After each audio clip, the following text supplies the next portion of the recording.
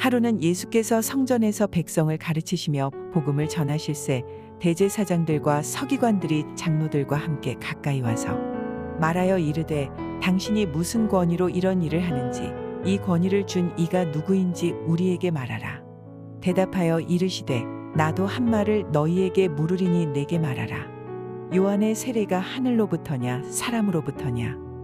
그들이 서로 의논하여 이르되 만일 하늘로부터라 하면 어찌하여 그를 믿지 아니하였느냐 할 것이요 만일 사람으로부터라 하면 백성이 요한을 선지자로 인정하니 그들이 다 우리를 돌로 칠 것이라 하고 대답하되 어디로부터인지 알지 못하노라 하니 예수께서 이르시되 나도 무슨 권위로 이런 일을 하는지 너희에게 이르지 아니하리라 하시니라.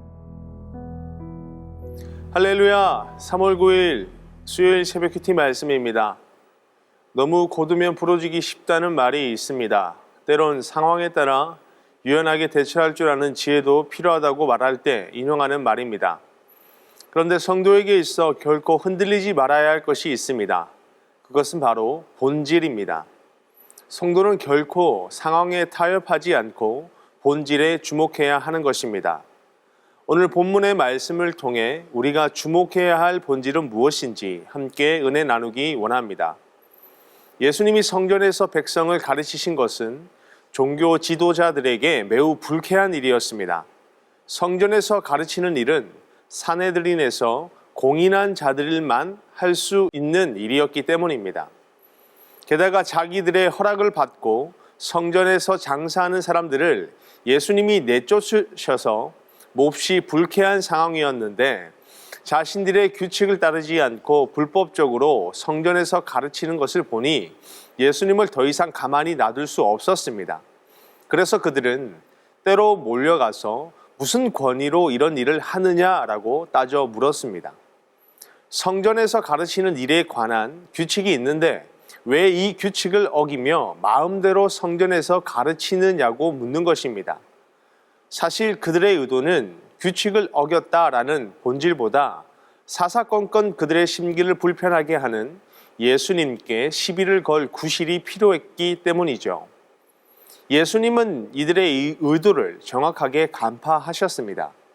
그래서 대답 대신 다른 질문을 던지십니다.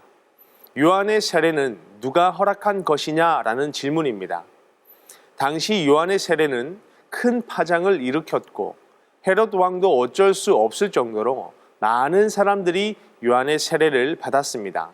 그렇기에 종교 지도자들은 요한의 세례를 부정할 수도 인정할 수도 없는 진퇴양난의 상황에 빠지게 되었던 것이죠. 결국 그들은 예수님의 질문 앞에서 모른다라고 대답할 수밖에 없었습니다. 종교 지도자들은 진리보다 자기들의 체면과 권리를 지키는 데만 관심이 있었던 것입니다. 반면에 예수님은 사람들에게 하나님 나라에 대한 복음을 전하는 것이 무엇보다 중요했습니다. 그래서 산헤드린 허락과 관계없이 성전에서 복음을 전하셨습니다. 주변의 상황과 환경, 시선보다 복음을 전해야 한다는 본질에 주목하셨기 때문입니다. 사랑하는 성도 여러분, 우리는 때론 본질에 주목하기보다 상황과 환경 그리고 남들의 시선에 타협하는 경우가 많이 있습니다. 그러나 성도인 우리는 진리를 전하고 복음을 전파하는 것이 하나님이 가장 기뻐하시는 일이며 하나님의 명령임을 기억해야 합니다. 그러므로 우리는 본질이 아닌 그 어떤 것과도 타협해서는 안 됩니다. 성도는 하나님이 주신 권위로 진리와 복음을 전해야 한다는 본질에 주목해야 합니다. 오늘 우리에게 주시는 말씀을 가슴에 새기고 상황보다 본질에 주목하며 진리와 복음을 전하는 그 사명을 완수하시는 여러분이 되시기를 주님의 이름으로 소망합니다. 오늘 우리에게 주시는 말씀을 놓고 우리 함께 기도하겠습니다. 하나님 감사합니다. 오늘도 말씀을 통하여 깨닫게 하시고 그 말씀을 가슴에 새기게 하시니 감사합니다. 복음 전도의 그 본질에 우리가 주목하여 하나님의 마음과 하나님의 뜻을 이룰 수 있는 우리의 복된 걸음이 될 수 있도록 오늘 하루 우리의 삶을 지도하시고 인도하여 주시옵소서. 예수님의 이름으로 기도드리옵나이다. 아멘.